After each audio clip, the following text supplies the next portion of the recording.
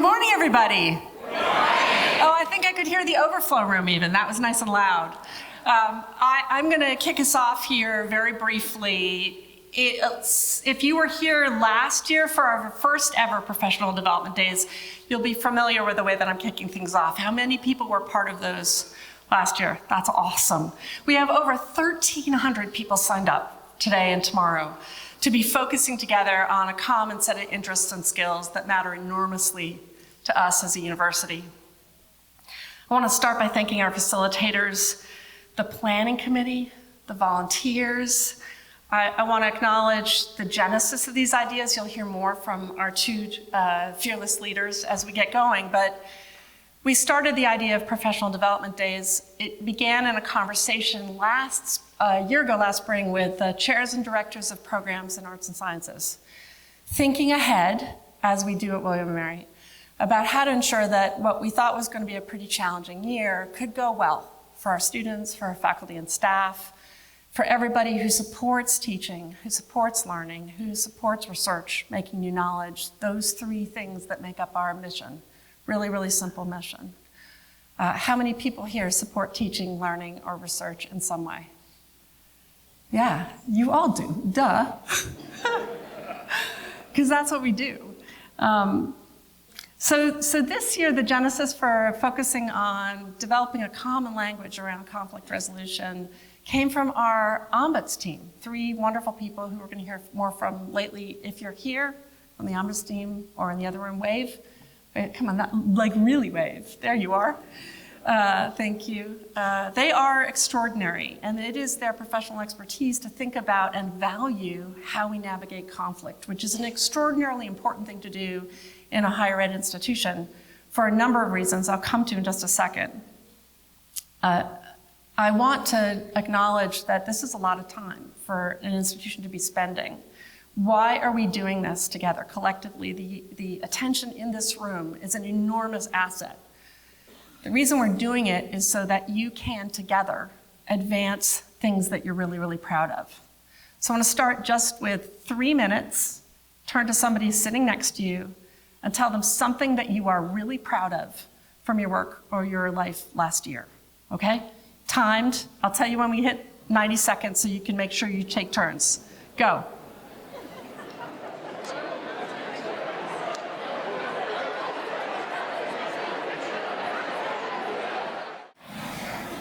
Unfair for me to give you only 3 minutes for that conversation, but I hope you will hold those thoughts in your mind and in your heart over the next couple of hours. You are the ones who do the hard work in developing a culture of belonging and excellence here at W&M Mary, and the things that collectively this room is proud of, those are the things we want to scale and repeat in the years to come. That's why we're here today. I want to credit your professionalism, the people in this room, for the fact that our students have been so extraordinary in finding a voice at a difficult time, expressing themselves, leaning into teaching and learning and research, consistently seeking to forge community through, despite, even via disagreement. It's something we should all be immensely proud of, and it is something that is created by the culture that is built by the people in this room. So thank you for that. So today's topic is one that I learned early. Many of you know that my mom is an ombudsman. She was Mary Rowe, one of the very first. She founded the Ombuds Association of America. She was the ombudsman at MIT for 40 years, and she taught negotiation theory at the Sloan School. Yeah, so don't try to bargain with me. If you can, this is what I learned from her, if you can conduct conflict with respect, then you can learn and grow via and through that conflict. And your organization will too. So that idea of respecting the conflict, which is a really hard thing, it's a learned practice. Most of us hate conflict. It doesn't feel good. And especially in higher ed institutions, it can be really corroding to relationship, long-term relationships over 10, 20, 30 years that we seek to develop in higher education. That's the kind of institution we are, can really be damaged by conflict that isn't conducted with care and respect. And so to take the time to think about What are the ground rules for having conflict with each other, using it to grow, understanding the interests as opposed to the rights or the power that can guide it. If you can slide from power to rights down to interests and really listen, you can find a path through conflict that's going to improve your relationships and your organization, the way it works together. That is essential for organizational excellence. It is one of the core tenets of citizenship in a pluralistic democracy. It's one that we do actually really, really well at W&M, I think, better than most organizations that I've ever been a part of. That's partly because we have deep expertise here and we use it. So one of the tenets of these professional development days is that we don't bring in outsiders. We use the people here who are really good at the things we're really interested in, and we will learn with and from them. So thank you for approaching this interesting, difficult, wonderfully important topic with curiosity and with openness. I'm going to now welcome Ginger Ambler and Carrie Cooper, our Democracy Initiative chairs, to kick things off more formally. Thanks.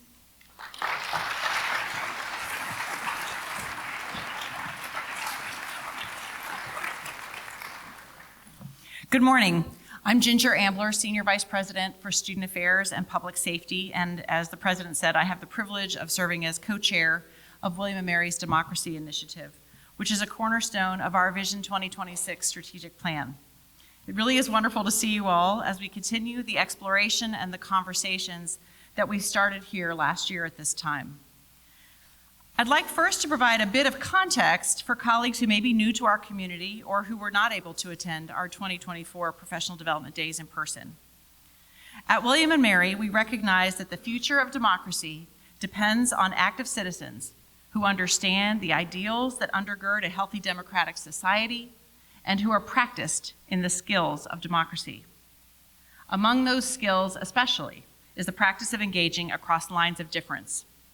We have been working steadfastly at W&M Mary to create a common language, to offer useful tools, and to encourage healthy strategies for responding to conflict and disagreement.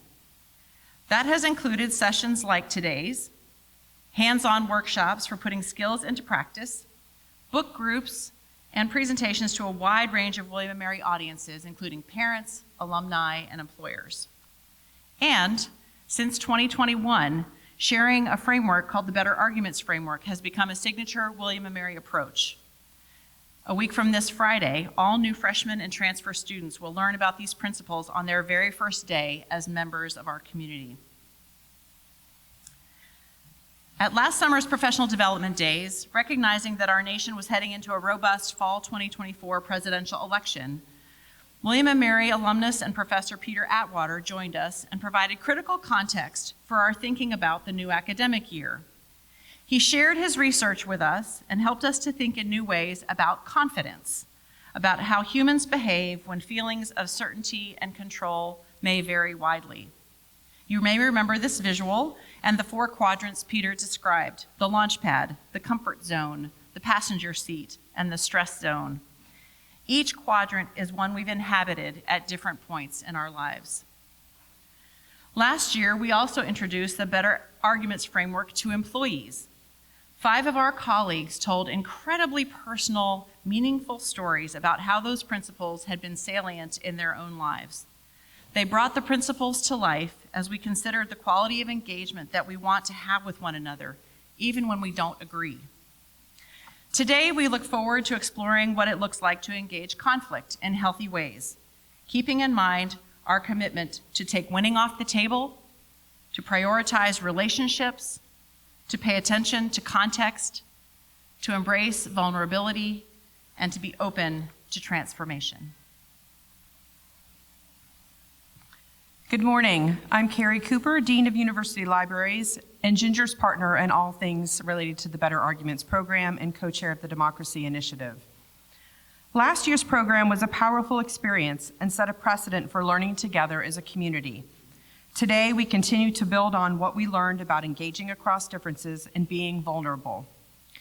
Navigating conflict is not easy, but it is a necessary part of life. Adversity is the stair-step to wisdom, and each of us becomes infinitely more interesting and wise with life experience. Professional Development Days 2025 is not about avoiding conflict. It's about using conflict to grow, learn, and ultimately reach better solutions. Together, we are developing an appreciation for conflict in our lives, being self-aware about our own conflict style, learning how to move through it, and knowing where to turn for help at work. W&M Libraries has curated a professional development collection of audio and ebooks related to leadership and conflict. In September, librarians will host the Difficult Conversations Book Club based on the book, Difficult Conversations: How to Discuss What Matters Most. Conflict occurs at all levels, roles, and departments. No one gets a pass at conflict. Next, we will hear from my colleague and senior leader at W&M Mary. Ben Spencer, Dean of W&M Mary's Law School, will share his reflections on leadership and conflict. Welcome, Ben.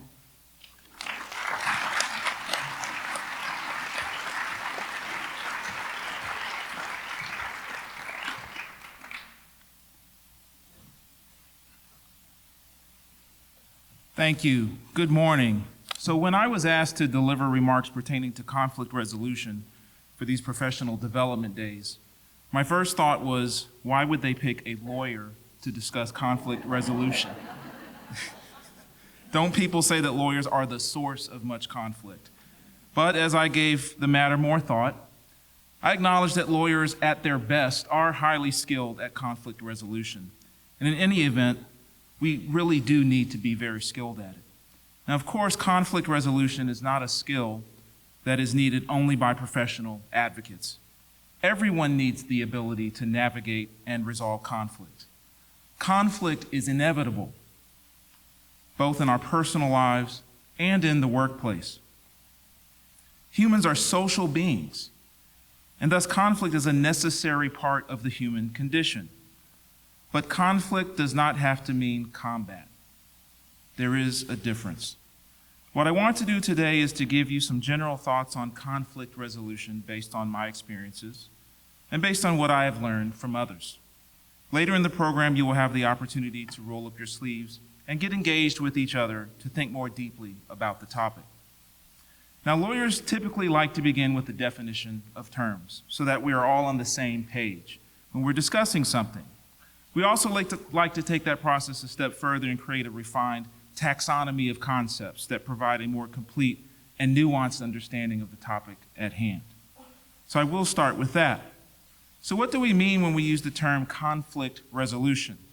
There are two words here. I will take each in turn and then bring them back together. So let's begin by understanding what we mean by conflict. At its most fundamental level, conflict is a state of opposition between two or more parties who perceive their goals, needs, values, or expectations as incompatible. Now let me repeat that. Conflict is a state of opposition between two or more parties who perceive their goals, needs, values, or expectations as incompatible. Notice that key word, perceive. Conflict does not require actual incompatibility, only the perception of it. This distinction is crucial because many conflicts dissolve once parties realize their goals are not mutually exclusive. Think of conflict as tension created when different forces pull in seemingly opposite directions, like tectonic plates pushing against each other. This tension can be destructive, which results in earthquakes, or it can be creative, which results in the formation of mountains. The outcome depends largely on how we manage that tension. Understanding different types of conflict helps us recognize what we're dealing with and choose appropriate resolution strategies. Let me walk you through the major categories. The first is task conflict, which emerges from disagreements about goals, strategies, policies, or procedures. Imagine two professors disagreeing about whether their introductory course should prioritize breadth or depth of coverage. The conflict isn't personal. It's about the best way to accomplish their shared goal of educating and preparing students. Task conflicts, when handled well, often lead to innovation and better solutions than either party initially envisioned. The second type of conflict is process conflict. a favorite at universities. This type of conflict focuses on how things should be done rather than what should be done. Picture a committee where the members agree on their goal but clash over meeting structure, decision-making processes, or work distribution. Should they vote or seek consensus, meet weekly or monthly, or who has what authority in this process, the dean versus the faculty, etc.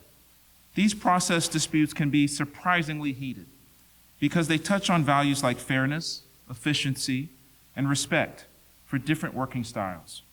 Such conflicts can also be a proxy for other deeper conflicts. The next type of conflict is relationship conflict. And this involves interpersonal tensions, personality clashes, and emotional discord between individuals. This type cuts deepest because it feels personal.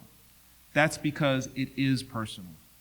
When two colleagues simply rub each other the wrong way, their antagonism can poison every interaction, making even simple tasks feel fraught. Relationship conflicts often masquerade as task or process conflicts, making them particularly tricky to address. The next type of conflict is a values conflict. Now, this occurs when fundamental beliefs or principles clash. Consider a disagreement between faculty members about whether education should primarily serve individual and intellectual development or workforce preparation or preparation for the bar exam. These conflicts touch our convictions about what matters most, making them both important and difficult to resolve. Structural conflict, the next kind, arises from forces external to the individuals involved. Limited resources, incompatible reward systems, or problematic organizational designs. When two departments must compete for the same shrinking budget, the conflict isn't really between the department chairs, but between their structural positions in a zero-sum game. Another example is the conflict that can arise between academic units and centralized services, which is a big one for me.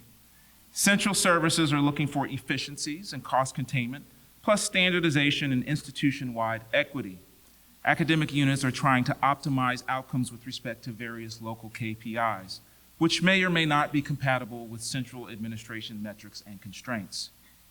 And finally, we have information or data conflicts. These happen when people lack the information necessary to make wise decisions, are misinformed, have different data, interpret information differently, or disagree about what information is relevant. In our era of alternative facts, these conflicts have become increasingly common and complex. These information conflicts resist easy resolution because they're often about epistemology itself, how we know what we know, whose knowledge counts, and what constitutes legitimate evidence. In our data-rich environment, there's almost always information to support any position, making these conflicts as much about values and power as about facts. So now that we've defined the term conflict and refined its meanings, I want to turn to the meaning of the term resolution. Now, resolution can take many forms, and I will only mention these briefly because you will hear more about these styles later in today's program. These various approaches include, first, avoidance. Avoidance, which might seem like non-resolution, but sometimes stepping back allows emotions to cool and perspectives to shift. Strategic avoidance can prevent minor irritations from escalating into major conflicts. However, chronic avoidance usually allows problems to fester and grow. Accommodation, the next type, that occurs when one party yields to the other's needs or demands. While this might seem like defeat, accommodation can be a generous choice that preserves relationships or acknowledges when an issue matters more to one party than another. The next is competition. This results in win-lose outcomes, where one party achieves their goals at the other's expense. While often destructive to relationships, competition can be appropriate when core principles are at stake or when quick, decisive action is needed. Compromise. This involves each party giving up something to gain something else. Think of it as meeting in the middle. Nobody gets everything they want, but everybody gets something they can accept. Compromise works well for moderate conflicts where maintaining relationships matters. And finally, collaboration, which represents the gold standard of resolution, where parties work together to find solutions that meet everyone's core needs. This requires creativity, trust, and time, but can transform conflicts into opportunities for innovation and strengthened relationships. So bringing these elements together, we can understand conflict resolution as a whole. Conflict resolution is the process of addressing disagreements in ways that minimize destructive outcomes while maximizing opportunities for growth, understanding, and improved relationships. It's both an outcome, the conflicts get resolved, and a process, the methods we use to achieve that outcome. Think of conflict resolution as a form of social problem solving that recognizes both the task dimensions, which is what we're disagreeing about, and the relationship dimensions, how we feel about each other, of human interaction. Effective conflict resolution addresses both dimensions simultaneously. So with that understanding in mind, I want to share with you an experience that taught me very important lessons about effective conflict resolution. I'll lead with the main lesson, then I'll share the story, and then I'll close with a few additional thoughts. So the lesson from this experience is you cannot reason someone out of a position they have arrived at through emotion. Now, we often believe that reason and rationality is on our side, and it may be. As a result, when we are in conflict, we think that if we can simply explain our position to the other side, show them the facts, and clearly explicate the logic of seeing things our way, that we will convince the other side to accept our position. This is folly. In many instances, the other side has arrived at its position through emotion. Or you may have arrived at your position based on emotion. Their position may be irrational, illogical, and even against their own best interests. But emotions and feelings are very strong and cannot be overcome through logic. You have to meet people where they are and address their emotional needs. I experienced this type of conflict when I was serving on the board of directors of the Girl Scouts Commonwealth Council 20 years ago. We owned a campground referred to as Camp Kitty. This was falling into serious disrepair.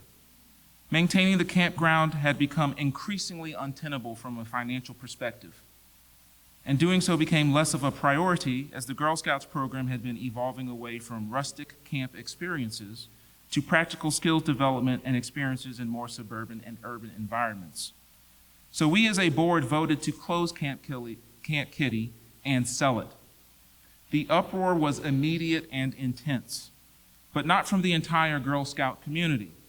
The outrage was from a particular segment of moms. These were moms who had been Girl Scouts themselves in our council and had fond memories of their summers at Camp Kitty. And they wanted their daughters to have that same experience. Our decision was going to rob them of the opportunity to share that with their daughters.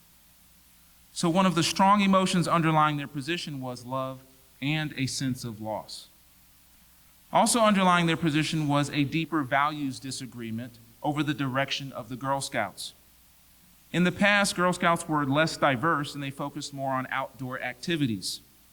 The Girl Scouts of modern times were more diverse, with people from less advantaged backgrounds and from urban centers with different interests.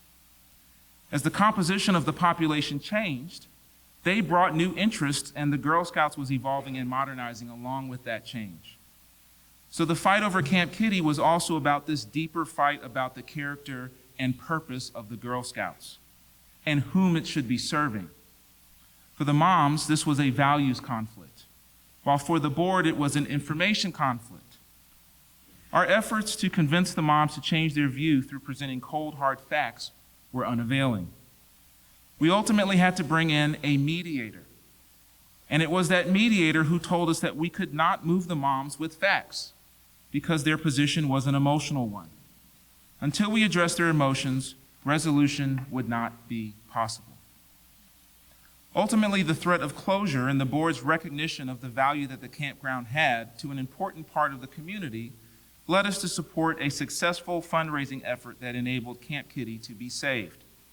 This was the collaboration method of conflict resolution, where both sides worked together to meet everyone's needs.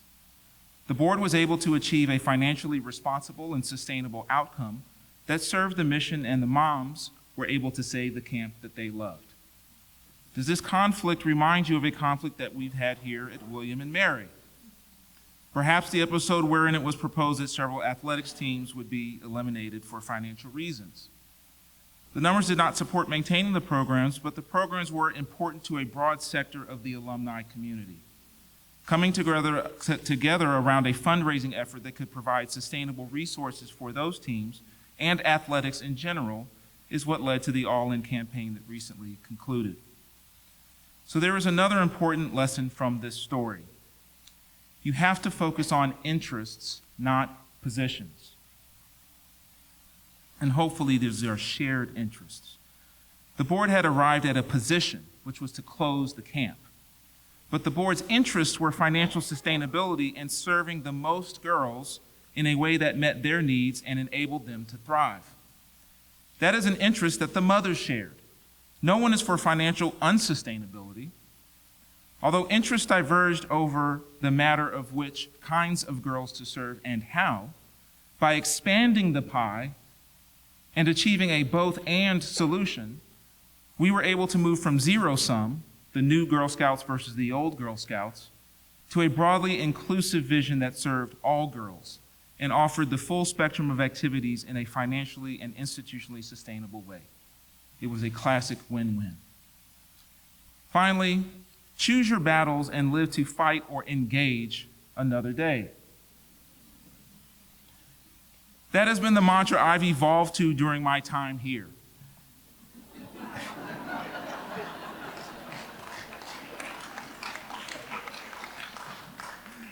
There are many things that arise that may be problematic from your perspective, but not everything is going to be the way you want it to be all the time. Focus on your true priorities and real interests. You don't need to die on every hill. Learn to let some things go. It will be better for your professional relationship and your physical and mental health. 2 final points. Humility is the first. You don't have all the answers. You don't have all the information. Approach these disputes with humility. Argue as if you are right, but listen as if you are wrong. The second final point is one that I learned from retired VIMS Dean and Director John Wells, a great man. He told me once, sleep on it. Great advice. We are prone to react in the moment, when what is called for is a measured, thoughtful response. So you want to respond rather than react. You're more likely to respond rather than react if you sleep on it. Give it a day.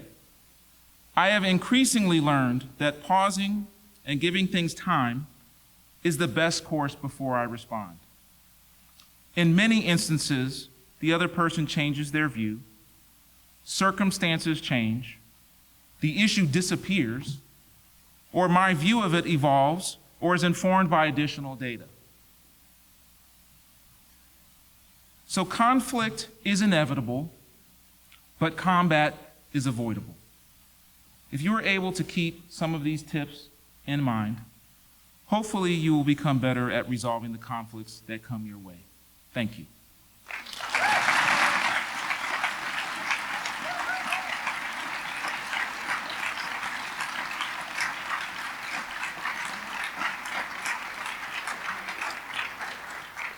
So we will now use the remainder of our time to discuss conflict with my colleagues, Emily Gerst and Phil Wagner.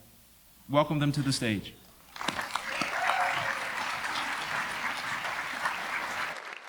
Thank you so much. All right. Good morning. Good morning, friends. How are you? Good. We are so excited to be with you today. A big thank you to everyone who came before us, but we're ready to have a little fun, and we do think this will be fun, right? So much fun. Dare I say, as much fun as going to Busch Garden? Maybe. Like, what is conflict if not a metaphorical You came here to talk about coaster? conflict for a morning. It's just like maybe just like a little bit less fun than a trip to Busch Gardens. But this is fun for us. It's fun for you. us. I'm always the most excited person about conflict in any room that I'm in. I am our director of conflict resolution and education in student affairs, so I live and breathe conflict. And this is fun for me too. I wouldn't say I live and breathe conflict, but I love people. So this is my dream come true, to be surrounded by so many bright and smiling faces. And we are gonna have a little fun as we talk about a really big topic today. We're gonna get deep and dirty talking about conflict. Before we begin, we should probably introduce who we are, right? I'm Phil. I am a clinical associate professor of management and organizational behavior here in the Mason School of Business. And my name is Emily Gerst, and like I said, I'm the Director of Conflict Resolution and Education in Student Affairs. We're gonna spend some time with you again doing that deep dive into conflict. So here's our guiding agenda for today over the next little bit. We've got 3 big goals. Number 1, we're gonna spend a little time making the case for conflict. Why it's not something that we should flee, but maybe something we should actually run towards. We're gonna spend the middle part of our presentation making it personal, so that you can think about how you show up to situations of conflict, what that wiring means, and how it drives your communication practices. And then third and finally, we solicited some questions from you in your pre-survey data. We're gonna park with a few of those that came in, some big themes, so that we can walk out of here with some clarity. So as we set the agenda today, we thought it would be helpful to take you to a space, a place where conflict is sort of like omnipresent. You'll kind of find it there even today. And that's a William & Mary faculty meeting. But it's not a William & Mary faculty meeting from 2025, all right? This is a William & Mary faculty meeting from 1842. And it's blurry, but these are our actual representation of the notes from that faculty meeting. And to show you how different faculty meetings were at the time, I want to show you what those notes say. In it, the faculty debated a lot, but one of those line items led to the recommendation by the faculty at the time to dismiss one of our dear students by the name of John F. Henry.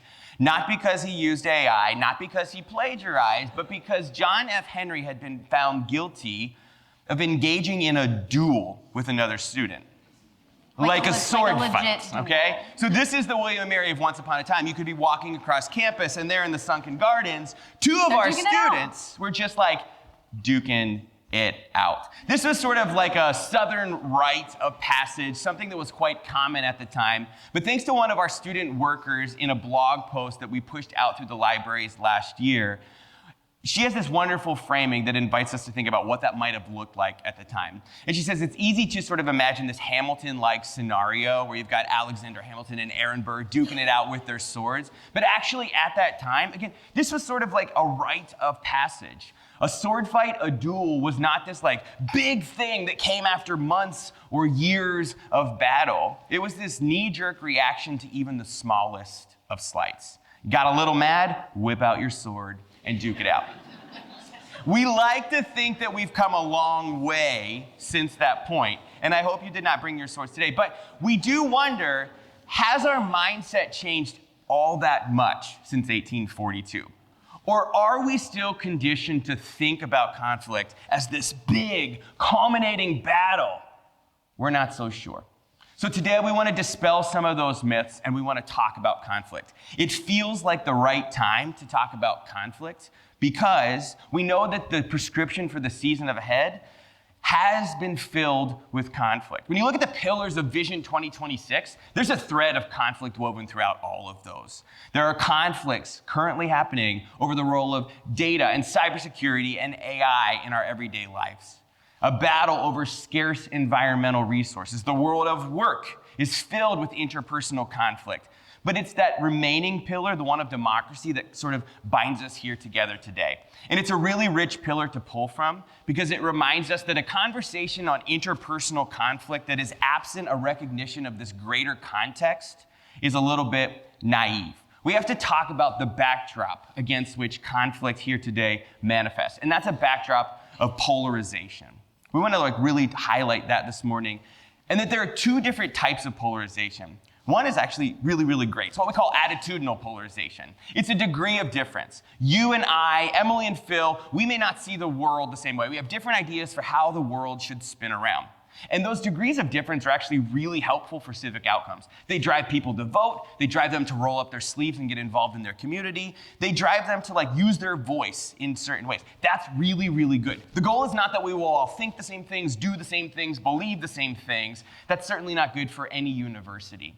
But where polarization can become a little toxic is when it moves beyond attitudinal into this place that we call affective polarization, where our difference in policy and our attitudes affect or color the view of that other person. And all of a sudden, we don't see degrees of difference based on policy, we start to see labels. This leads to that context of partisan spite, and if left unchecked, it gets us to where we are today, where the temperature in the room is a little hot. It feels really fraught to talk about topics like these because this is a context of polarization. And we know that here in the United States, it feels more polarized than ever. So much so that of those polled, a not insignificant number thought that we are so hot in temperature, we might be careening towards the next civil war. That's pretty extreme. And you might think it's just a consequence of a really complicated election cycle here in the States. No, globally, people feel this too. Of those surveyed, a not insignificant number feel as if their nations are more divided today than in the past. I need not tell you how that impacts colleges and university campuses.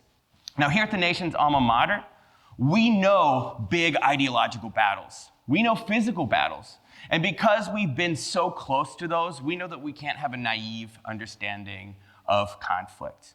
We know in our collective history there's an imperative. Maybe it's moral, maybe it's intellectual, but there's an imperative to do conflict and to do it well. And so that's our focus today.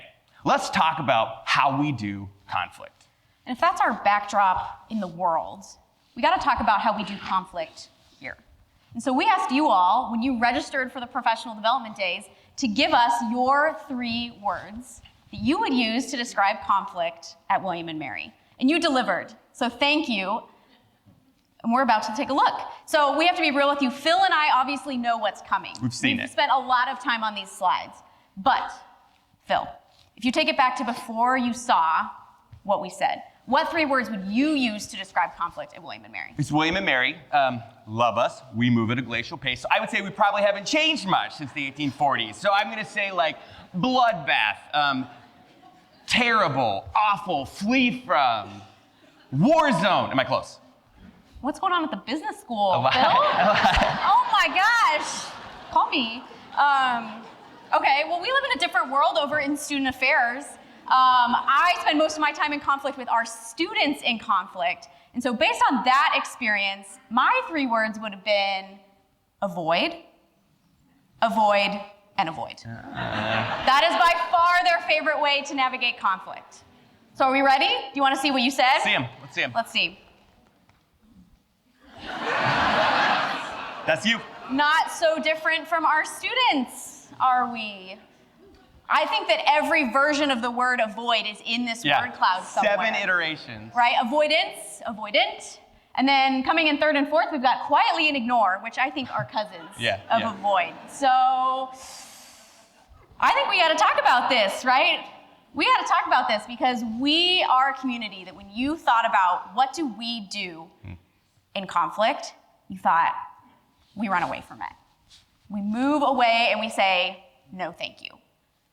Right? So we need to think about this and we need to rethink the way that we think about our conflicts. And this is so common, right? All of our speakers today have hit on this idea that conflict is something that we come to with a negative association. We believe deep down that conflict is a bad thing. And so we need to challenge this assumption, right? If differences themselves aren't inherently bad, right? And you can boil down any conflict you have, any of those categories of conflict that you have. So good. If you strip away what it's about, the emotions, the things going on around it, any of your conflicts at their core are about difference. Difference under stress is sort of the experience that we have of conflict. And if we're going to buy into the idea that our differences themselves are not inherently bad, then we also have to buy into the idea that conflict itself is not inherently bad. We need to think about what it means for us not only on an individual level, not only in our departments, but as a community, what it means for us to embrace good conflict. So we want to make the case for it today, that conflict can be maybe fun. Fun? Is that the goal? I'm not gonna make you think it's fun. Maybe for you. Let's be real. Maybe for you. me only. Yes, For me only. Only for Emily. But good and Absolutely. helpful and transformational. 100%. Absolutely. So we want you to begin to think about this for yourself. You're hearing a lot about conflict today, and we hope that that is going to be incredibly helpful for you. So we want you to start to do some thinking about conflict in your own lives. My little conflict avoiders. You didn't think you were gonna come to this and we were gonna talk about conflict. So 2 questions for you to think, pair, and share. So meet a friend, turn to a neighbor, introduce yourselves if you don't know each other. And these are our 2 questions we want you to talk about. 1, what is your strongest conflict memory? I put that up there and some of you are already panicking. You know. This is challenge by choice. This is also not an opportunity to put any of your coworkers on blast in this room. More what we want you to think about is not getting into the details of what that conflict is, but why. What is your most powerful conflict memory, and why is it so powerful to you? And second thing we want you to talk about is the flip of that. Buy in with us to this idea of good conflict. When is a time that conflict has played a positive role in your life, and what made it good? So turn to your neighbor. We're gonna give you a long 2 minutes here to chat about these questions. We'll bring you Find back. a friend. Go.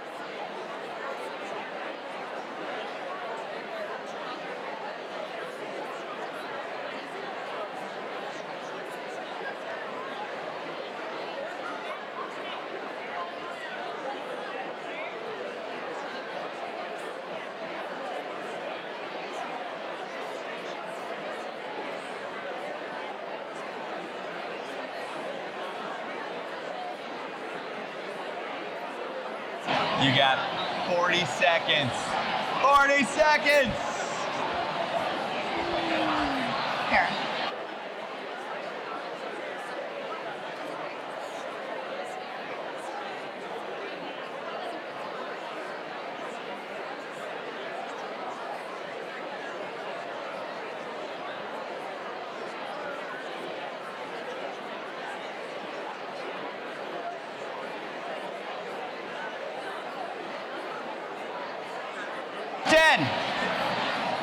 Start to bring it in.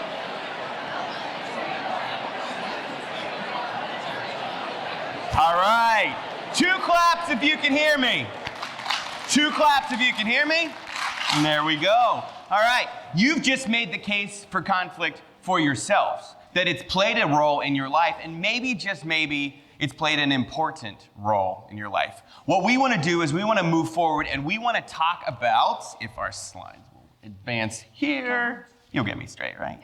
All right, perfect. Thank you, Emily. We want to talk about how we might make this content personal. What does this actually mean for us, and how can we rethink conflict to do it better. Now we know that Robert Frost famously opined that there were two roads diverged in a yellow wood. That's often how we think about conflict, a two-way battle. It is me versus you. That's far too simplistic. What we know about conflict is there are many different ways that we approach conflict, and so not a two-fold road, but a five-fold turn in the road is what we're looking at here today. Our orientations to conflict vary in various ways, but they exist on this plane that's really defined and contextualized by two key variables. And Dean Spencer nodded to this earlier. Number one is going to be the importance of the task at hand. How important it is to you to actually achieve your goal, high or low, that's going to orient you in some way to a conflict management style. Then it's not just about the task, it's also about the people. So how you're conditioned to think about and care about depth of relationships and relational connection with others is also going to intersect with that task function. Task, relationship collide in some way, and that plots you somewhere on these 5 points. And you know these well.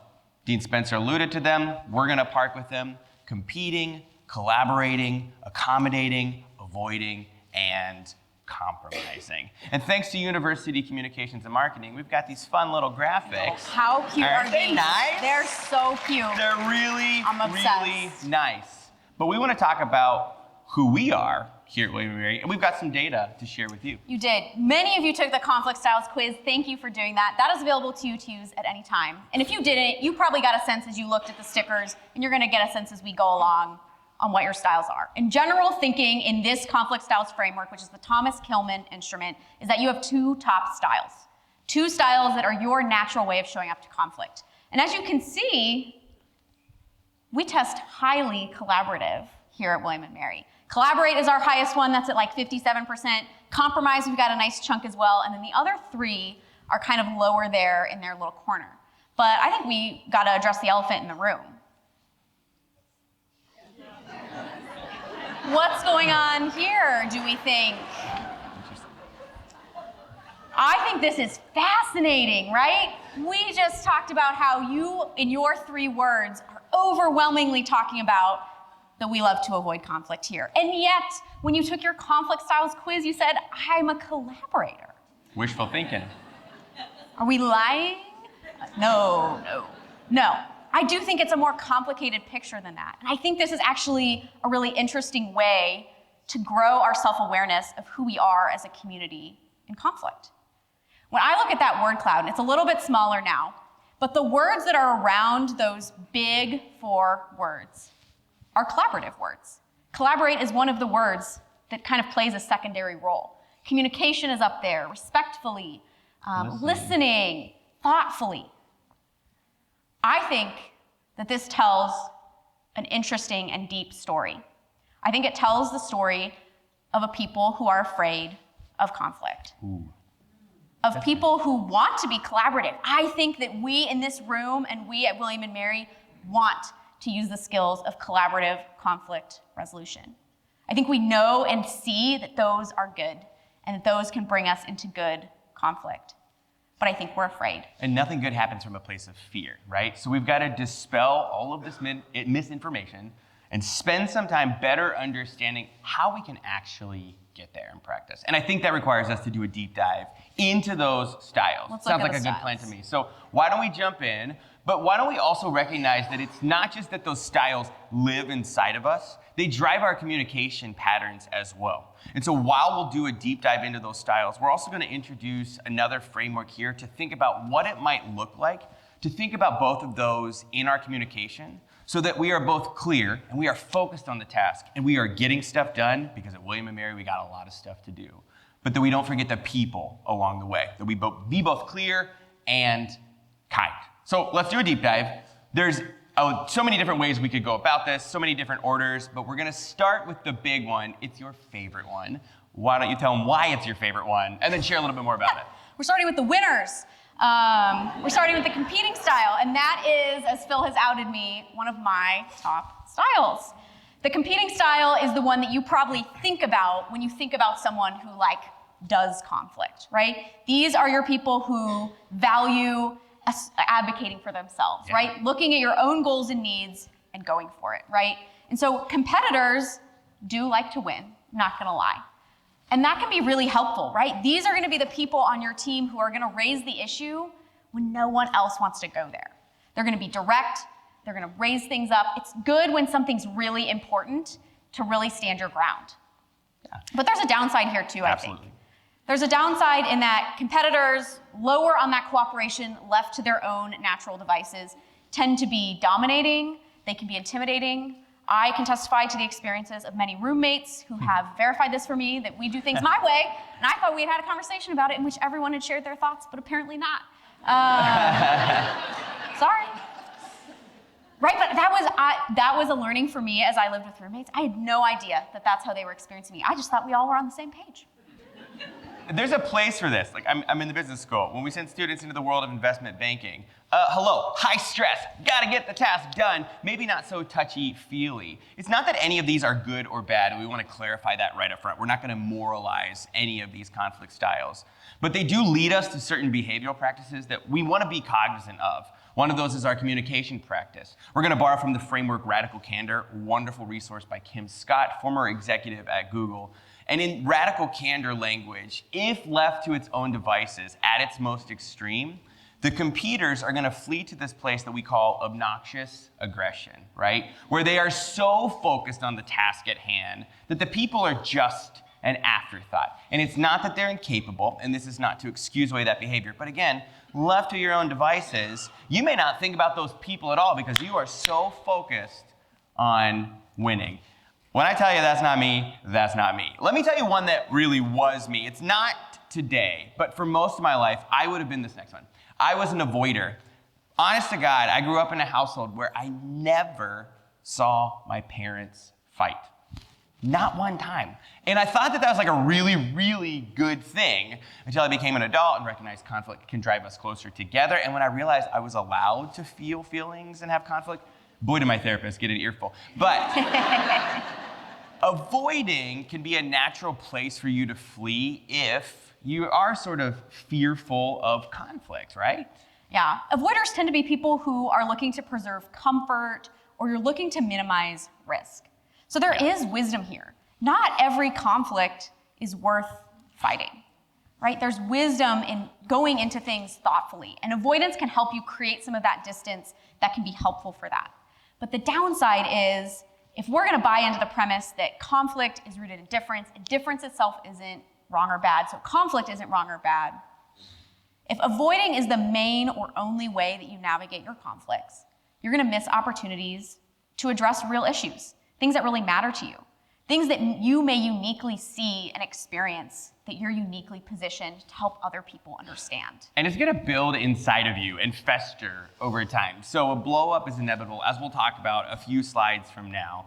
But in terms of communication practice, this can lead to this place that we call manipulative insincerity, which seems kind on the surface, right? But because you are not engaging in those tough conversations, which might get you closer to a better outcome, which might draw you closer together with somebody else, you're avoiding altogether. So it seems nice and it seems sincere, but it's really for selfish intent if you're not careful. This is a call to be brave. Now, I didn't hang out in avoiding too long, but this next style is my current top style, and I think it's the best one.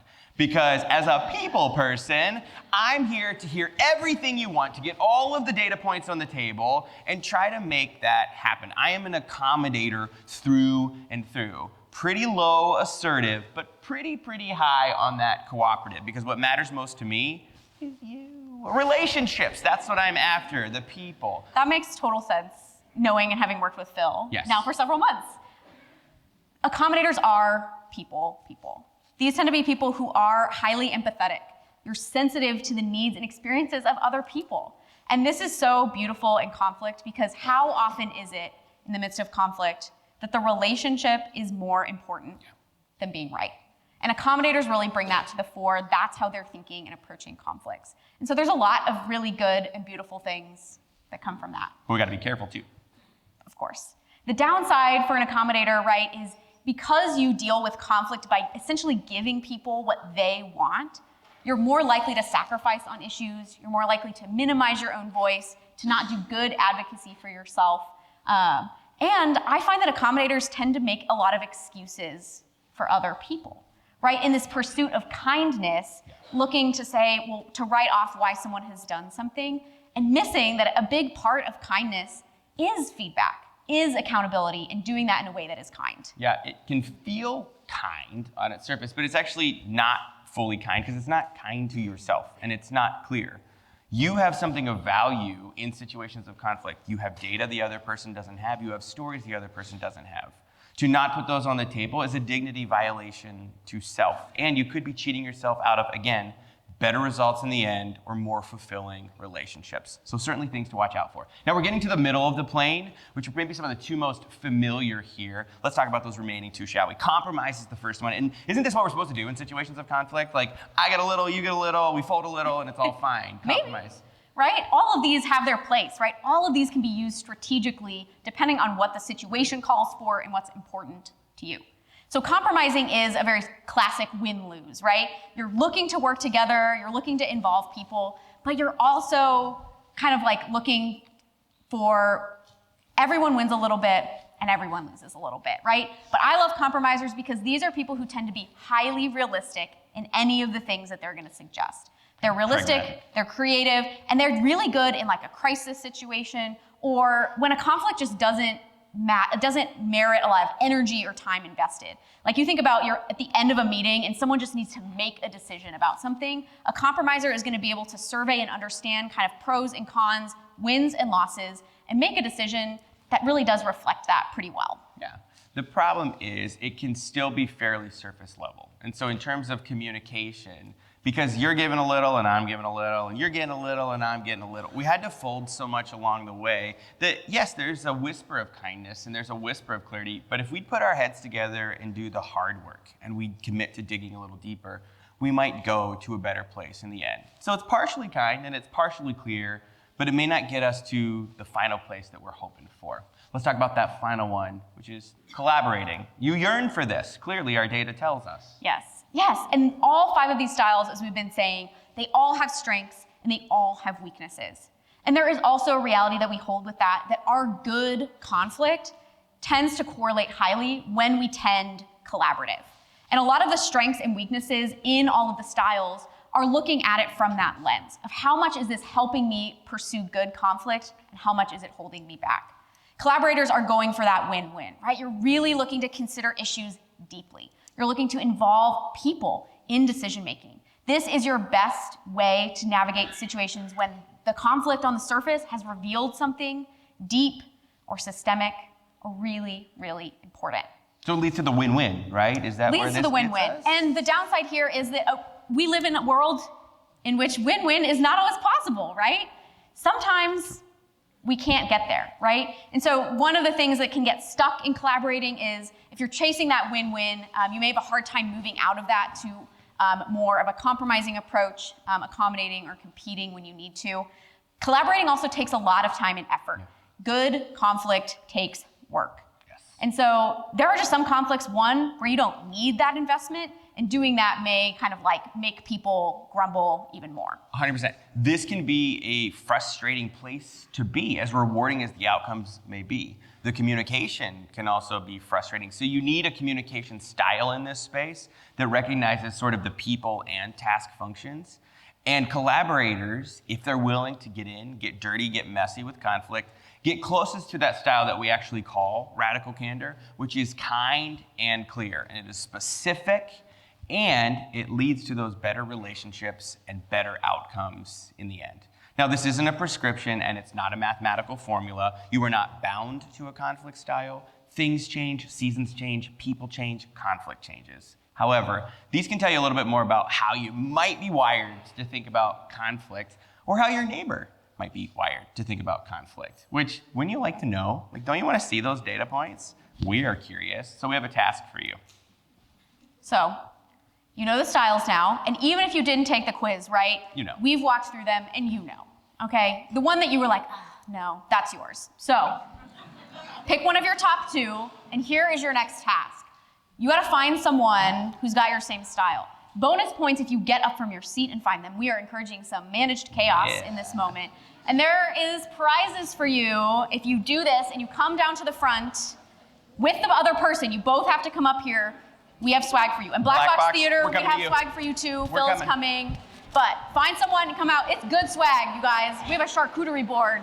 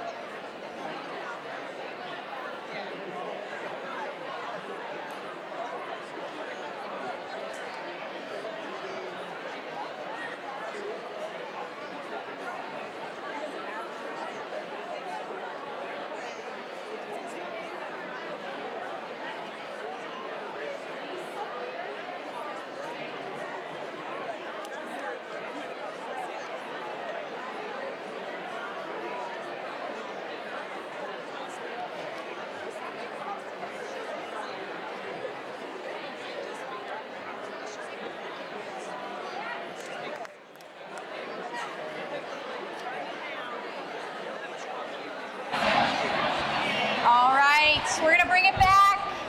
Come on We're gonna back. bring it back to the front. Say goodbye to your new conflict friend. All right. I love the conflict styles. I think they're so helpful. They grow your self-awareness. They're great to use with people that you work with a lot in teams. So I hope that this is helpful for you moving forward and understanding yourself and the people you work with in conflict. And so we're gonna move into our third and final piece here, which is making it helpful. We really wanted to spend our time today talking about conflict in a way that is practical, right? Helping you grow and develop in the skills of good conflict. And so we took a look at what you shared with us on your registration form. We asked you in there to share with us, where do you get stuck when it comes to conflict? We asked you to guide us in what we would talk about today so that it would be most helpful and applicable to you. And so these were the three main questions that came out of what you shared. And so these are the three questions that we're gonna walk through together and talk about practically. So how do I raise an issue clearly and kindly? I think this may have been the number one thing that came out on the survey. Number two, how do I handle emotion in conflict? And number 3, how do I deal with defensiveness? So raising issues, emotion, and defensiveness. So we're gonna start on this first question, which I love. How do you raise an issue clearly and kindly? And I think the backdrop for us here, we've seen some of our data on the screen, especially if you are prone to avoid a conflict. The number one reason that students tell me that they didn't raise an issue earlier, or they didn't raise it at all, is because they were afraid of how it was gonna go, right? Of how the other person was gonna respond, and that it would make things worse. And so that's a big fear that we take into conflict with us. So how do we do it? Raising the issue well in conflict starts long before you're sitting down to have that conversation or you're getting on the phone. Raising the issue well starts with how you prepare for the conversation. And the best thing that you can do to start your preparation for good conflict is to get curious. And we want to get curious about ourselves and about other people. The way that we process and kind of understand the conflicts of our lives is through what we call in the mediation world the conflict story. The conflict story is the story that we tell ourselves that makes sense of what is going on, right? Why we did certain things, why someone else did certain things back, the emotions, our senses of right and wrong, fairness, and justice. And we need to get curious about that story. That story will emerge in us naturally, right? We are human beings and we are constantly interpreting and understanding our lives through the information that's available to us. We want to put that story under a microscope. What is the story that I'm telling myself? In particular, what are the assumptions that I'm making, the gaps that I am filling in that are creating that story? Why does this conflict matter to me? What is it saying about who I am? Every conflict that you have, whether it feels like it's a small conflict or whether it's one of the big ones, matters to us because it says something, right? It may on the surface be an issue of picking a time for a meeting or picking a location, right? But you might be battling questions internally, right? How much is my voice being represented? Am I being heard by my colleagues? Are they understanding why something is important to me? So we need to get curious about our own conflict stories and begin to examine them. And we need to get curious as well about the conflict story that the other person is inevitably telling themselves, right? There is a whole other story and experience going on the other side of the conflict. They are also understanding what's happening through their own lenses, and the conflict also means something to them. They're reacting, they're responding to us. We are creating this together. And as we're curious both about our story and their story, it leads us into what we talk about as the third story. The third story is the expansive and fuller picture of what's happening. The third story includes the perspectives of people who are involved without pitting them against each other, without asking them to be justified or kind of one-upping whose matters more. It includes all perspectives and experiences. And it's kind of like if someone outside of the conflict was going to look at it, and how would they tell the story? And not only how would they tell the story, how would they capture what everyone is sharing, but that person is also cares about the experience of each person. They're not telling it detached and trying to pull out the emotion. They're telling the story with deep care for each person who is involved. So we want to get out of our own heads. We can get so stuck inside our own story and we live and try to navigate the conflict only inside our own story. And we want to step out to explore someone else's and to explore the third story together. Now it gets a little bit complicated because it's not as if we link arms and say, "Excuse me, ma'am, could you help me find the third story," right? You have to have a certain emotional intelligence and you have to have the ability to read a conversation. Can you quiet yourself and be humble enough to lean in, to get in touch with the touchy-feely, and to actually sense what type of conversation needs to happen here? That's really the thrust of this. In fact, we live in kind of this golden era of communication. Thanks to wonderful advances in natural science, we're able to understand what happens in human brains as they communicate, and it's really quite lovely and shows that communication is far more complicated than we've ever thought it to be before. I'm going to borrow some examples to show how that holds true. This comes from the work of Charles Duhigg and supercommunicators. I'm going to use some of his examples as well, but they resonate with me, and I suspect they resonate with you. He notes in that work that any one conversation, is not actually one conversation. It's typically comprised of multiple conversations. And let me give you an example that is kind of personal to me and maybe to you as well. We work and we go home. Those are sort of like two constants in our day. When I go home, I often will rehash my work day. And I'm going to use this as a hypothetical. I might go home to my wonderful wife. We've been together 20-some years at this point, my absolute best friend, the person I go the deepest with in conversation, the person I connect with. And I will just gush about my day. And there are often highs and sometimes there are lows. And so hypothetically, I might go home and I might complain about my dean, right? I love the guy. Dean Todd Meradian, great guy. Hypothetically, I might come home to my wife and be like, ugh, my Dean Meradian has asked me to be on this committee and then probably that other committee. And then he says, next year I should be ready to do X, Y, and Z. And there's this event and I should do, and can you believe it? And does he get it? And I have to teach you. And what am I doing, right? I'm just gushing about my day. This is normal. I know you don't talk about your supervisors, but sorry, I do.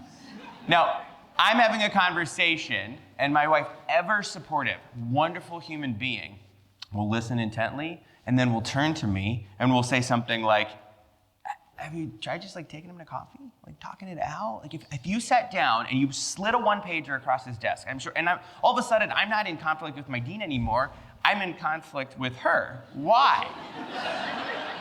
Because we're having two different conversations, right? She's giving me a practical answer to an emotional problem. And so there are sort of three main categories that a conversation tends to be. And in fact, this actually is so omnipresent that if you're a K-12 educator in the Northeast, recently your socio-emotional learning curriculum has been adapted so that when a child comes and approaches your desk, you are trained to ask them, what do you need from me? Do you need to be helped? Do you need to be hugged? Or do you need to be heard? Now, I don't know that that's the language for us to use professionally, but I do think there's something helpful there, right? Because they map onto what we know about human conversation. That helped conversation is a practical decision-making space where we are prioritizing the task function. And that is often where we want to go. But there are also other meaningful opportunities to connect, and some of those are emotional. And so that second one, the hugged, is all about the emotional experience. What are you feeling? Can we have a heart-to-heart? And then that heard one also has a thread of emotionality running through it as well, but it's more social in nature. It's about this collective sense-making space.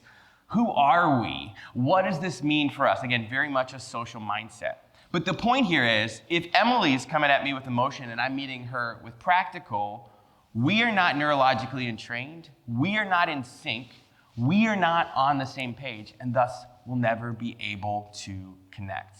And I've actually learned from Emily some extensions of this as well, some communication practices that you can actually throw into a sentence to try to better read how someone is approaching that conversation and what they need from you. But the main point here is successful communication, successful conflict requires we figure out what type of conversation needs to happen in the first place. And figuring out that type of conversation requires us to go into our conversations with the posture of learning. Love it. Right? It's so easy for us to go in, we're in our own story. We hear that story a lot. It's really hard to put that down, to have the openness to go in and say, what's the conversation I need? Yeah. What's the conversation that you need? And there are some really good things that we can do that are simple, that infuse that sense of wanting to learn and understand into our conversations. One of the first ones is just thinking about how we even ask questions, right? My cheat code as a mediator, if I want to ask a question, because asking questions is a good way to learn and understand someone, but they can come off like an interrogation, right? Or someone feels like, oh, now I have to justify or defend myself. So one of my cheat codes is these 3 words. Help me understand, insert question, right? It just changes the feeling, and you have to be persistent in setting up a learning conversation. We're not used to that in our conflicts, and so people are going to respond assuming that you do want to judge or defend them. So asking the question, I might really need to know why Phil has chosen to do something, right? But instead of being like, Phil, why did you do that? Yeah. Phil, help me understand why you did that. Even as we put this presentation together, months and months of talking, and we have bodies of knowledge we try to infuse together, I would often find Emily saying, well, tell me more about, help me understand why that framework. But what does it do? It softens. We did not duke it out, and unfortunately, we didn't get the opportunity to pick up our swords. It softened us, it shortened the relational distance, and thus we were able to vibe and we were able to get stuff done. So really, really small change in your communication practice, really monumental outcome in the end. Yeah. And the final thing we'll talk about, to talk about what a posture of learning can look like practically in a conversation, so we have to talk about the difference between intent and impact. And these are two things that very much matter to our conflicts, and they're often tangled up together. And separating them out does wonders for our communication and setting up a conversation in which both people better understand each other and therefore can move forward to work together on whatever it is they need to work on. Impact is our lived experience, right? It's what we experience after someone says something to you in a meeting that's hurtful, right? That causes you to be really upset, you feel belittled, right? Impact is our lived experience, and we are each experts in our lived experience. And the impact is really when we're communicating with someone, especially if you're in the position of trying to raise an issue clearly and kindly, what you most are after is someone understanding and seeing the impact of their actions and caring about that impact. And so it's in our best interest to think about how we can communicate in a way that invites understanding. And one of the things that gets in the way of this most often is that we infuse our ideas of intention when we really want to talk about impact. Intention is invisible. It's one of the things in conflict that we feel like we know well. It's often a star of the show in our conflict story because we've filled in the gaps, usually about someone's bad intentions, right? We've filled that in, and we treat it like it's true, right? And that shapes how you go to someone to raise an issue. What we need to do instead is walk back our ideas about intention. We need to hold these as a hypothesis, not as truth. And like any good hypothesis, we need to test it. And intention is infused in our language in so many ways. We want to lead by sharing impact, and we want to clarify intention. So up here, as an example of this, right? I'm upset that you disrespect me in meetings. You consistently interrupt me and don't care about what I have to say. So those bolded statements are infusions of what this person believes is the intention, right? Disrespect, don't care. And there is a real issue to discuss here. But if I say this to Phil, Ouch. the first thing that Phil's gonna say, well, that's not what I meant. Of course not. And then you've diverted your conversation into, well, that's not what I meant, and so I don't really have to get into it, right? Good intentions don't negate a bad impact.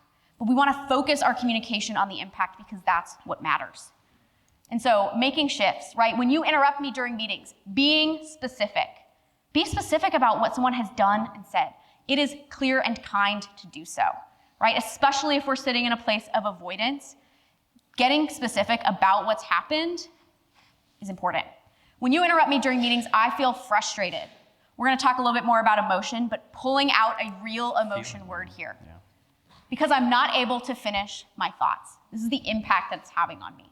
It makes me feel like, so here's my hypothesis, that you don't care about me or respect what I have to say. I want to understand more fully what's going on. Bringing back in that posture of learning and wanting to understand. So, why don't you think about a time? And chances are, one has already come front of mind for you. You said something, you had an intent, but the impact was different. Can you find your buddy again, or maybe make a new friend if that's your jam too? Think about a time where you had an intent, but it fell flat. It was grossly misunderstood, and then what that felt like. Share some more, and if you need to stand, stretch, or move around as you talk, you got 2 minutes to do it. Take some time and chat now.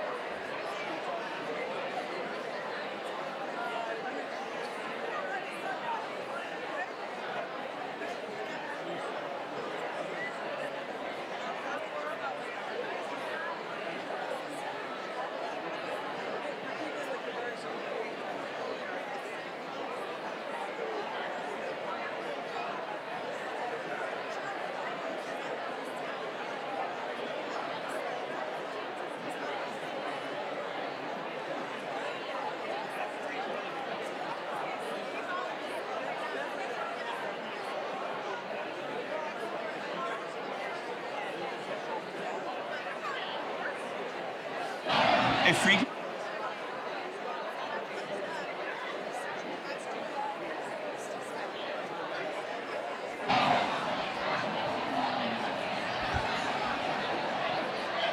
All right. 10 seconds.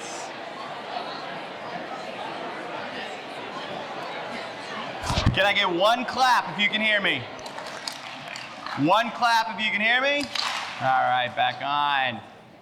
Glad you're making new friends. Glad you're conversing about conflict. But we got 2 more questions that we want to get to today. We spent some time with that first one, but we'd like to spend some time talking about the elephant in the room, which is emotions. Truthfully, emotions are what makes conflict so incredibly difficult. Because even if you can get in touch with yours, there's at least one other party involved, and you got to figure out theirs too. Trying to figure out what we do with emotions, where they go, the role that they should play in conflict is one of the most difficult tasks, because it's kind of a sorting function we do as the conflict is playing out. I love this quote from Oscar Wilde, who says, "I don't want to be at the mercy of my emotions. I want to use them." Okay, that's a tip number 1. These can be used as strategic tools. Also, I want to feel them. I want to enjoy them. Feeling the full spectrum of human emotion is lovely. The goal is not to flee from anger. The goal is not to flee from sadness, but to feel what those feel like and understand what that means for you. And then ultimately really own them and use them to your and the other person's competitive advantage. So that tells us a little bit about where emotions should and should not go. In situations of conflict, the place your emotions want to go is in the driver's seat. Why? Because your fight or flight is kicked in. Your cortisol is elevated. You've got what Goldman calls amygdala hijack, and you're feeling it all. But if you let those emotions drive, they're not going to lead you to the outcomes that you're looking for. It is very, very difficult to use an emotion-laden GPS and arrive at a place of rationality where you reach the task function or a strong relational outcome. So take them out of the driver's seat and put them where? Not in the trunk.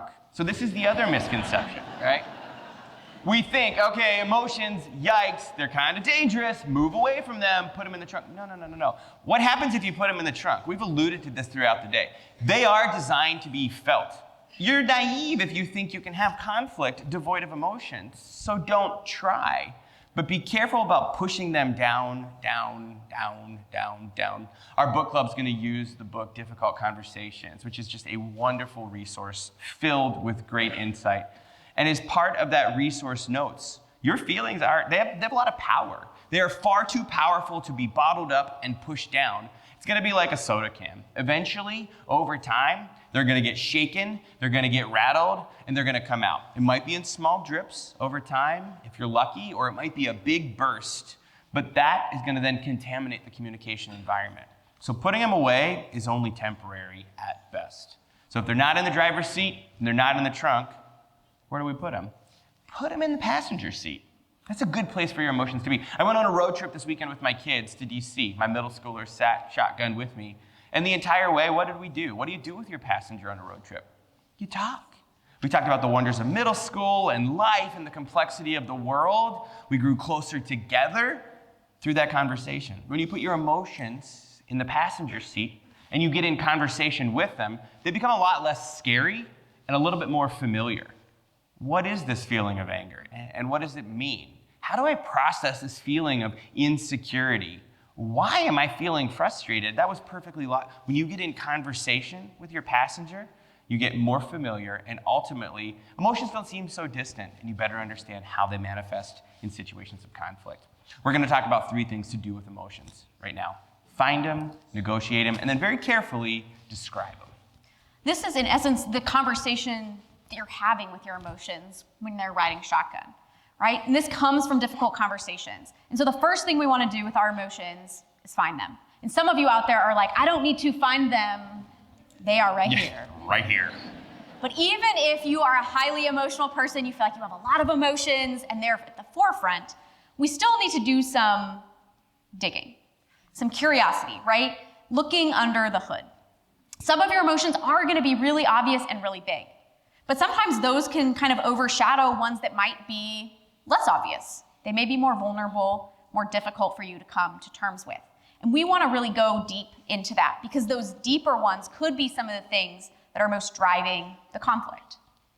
Emotion is also revealed in the way that we talk about our conflicts in an unfiltered sense, right? When you're venting to your friend, some of those words that you use, those judgments and attributions about other people, those are really good portals to go into to understand emotion, right? So like the example up here, they threatened me.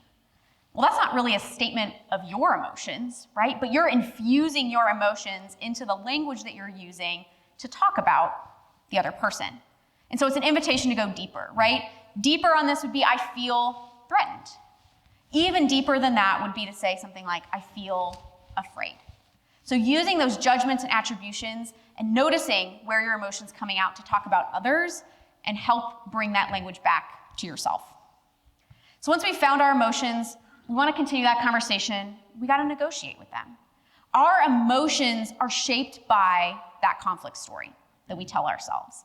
And so we hold the tension here that our emotions do not have to be rational to be felt or expressed, right? They're going to come up, they're going to be a part of the story and a part of the conversation, whether or not that's true. And on the other hand, our emotions are also not inevitable. They are shaped by the story that we're telling. And so applying our curiosity mindset specifically to our emotions, again, looking at those assumptions and those gaps and getting curious about that. Sometime in negotiating emotions will reveal that actually the best thing to do to navigate a conflict may not be to bring up a conversation with someone and say, we gotta get into this.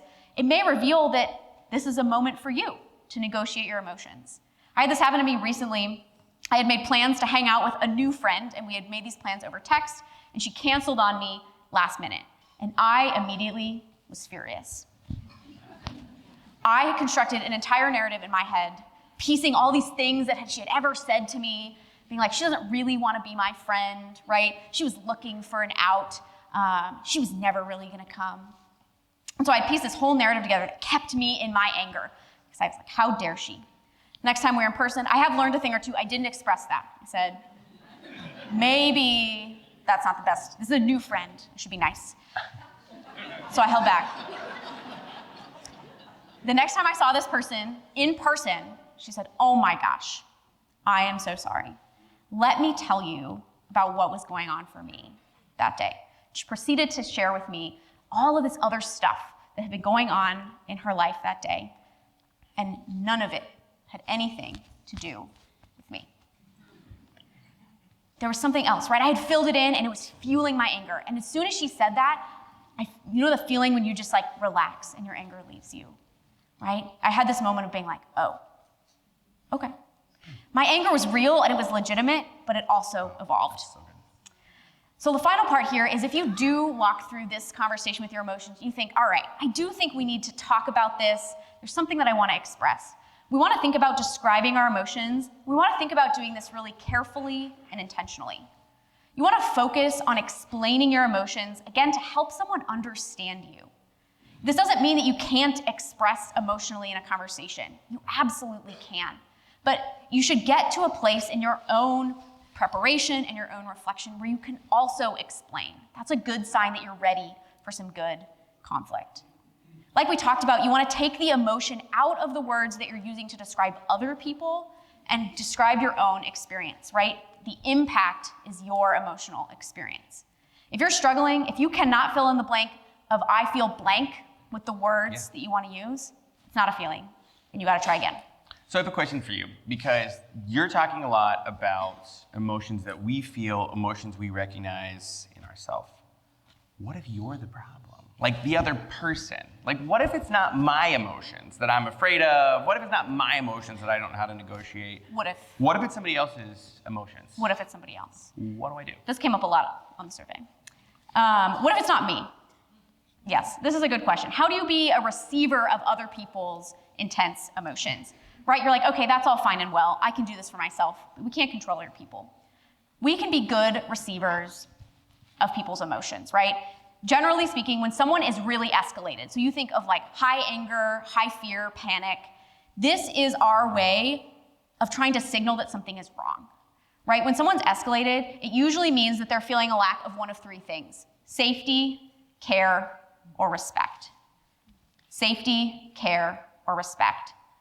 And so when someone comes to us with their elevated emotions, instead of having a panic response or like freaking out, we need to recognize that that is internally what's going on for someone, and we need to return those things to someone. And the task of doing this is really quite simple. We need to listen to understand. We need to give emotions that space to be heard. Because like we talked about, right, if we don't give emotions the space that they need and we try to move too quickly into solving the problem, it's gonna be unproductive, right? A high emotions moment is not your moment to try to solve the problem or the issue that someone is bringing to you. Even if that's what they're saying they want to do, you wanna focus on listening to understand. Not listening to respond, not listening to share your point of view or fight back, listening to understand them. Give them that space to express. Reject the false urgency that comes with really high emotions. Begin to separate out responding to and giving space to their emotions, returning that sense of safety and care and respect. Make it safe on your teams to do this, right? Oftentimes when people come to you in really escalated emotional states, right, we know what this is like. It's because they've been sitting on it for months, right? And so it's built and built and built.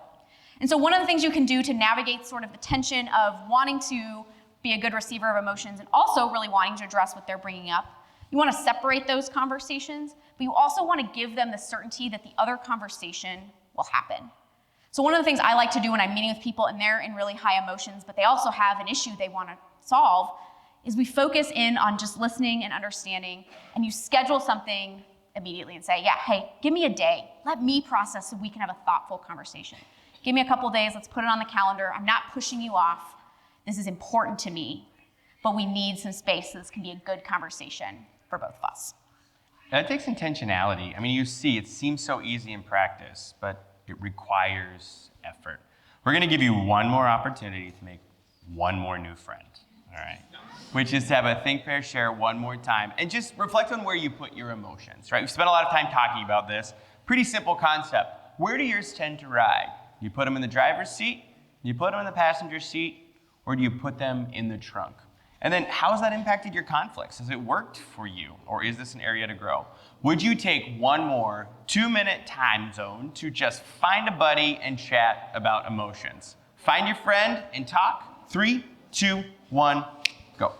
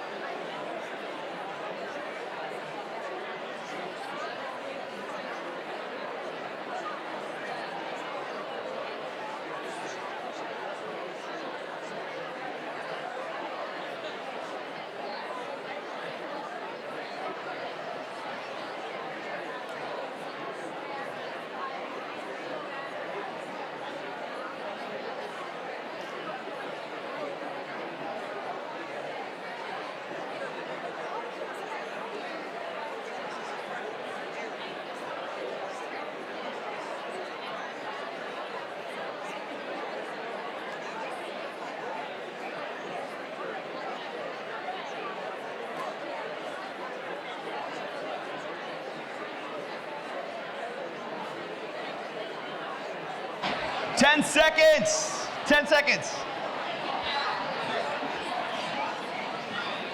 One more time, 2 claps if you can hear me. Oh, that was good the first time. All right.